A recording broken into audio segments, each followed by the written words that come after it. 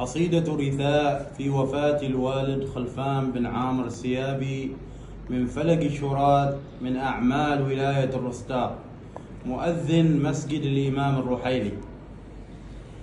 وقفنا على فلق الشراد وعاد لي صوت من الأفلاك يدعو للمنى، بكينا على فقد الحبيب لأننا فقدنا من الأهل الكرام المؤمنا، فقد بحت الأصوات بعدك وانتهت ونادت مساجدنا الكريم المؤذنا، فرحماك يا الله عبدك قادم إليك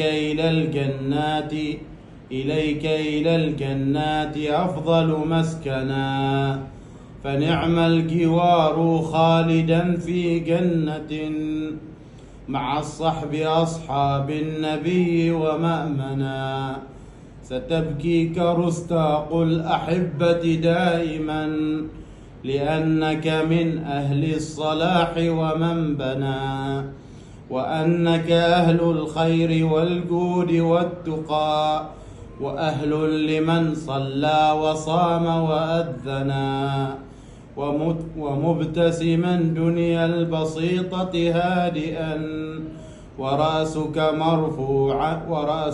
مرفوع إماما مؤذنا، وفي الختم صلوا فالحبيب محمد يحب الذي صلى وصام وأذنا، يحب الذي صلى وصام وأذنا.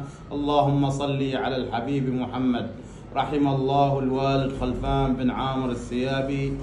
والسلام عليكم ورحمة الله وبركاته. عيسى بن ناصر بن عبد الله البوصافي.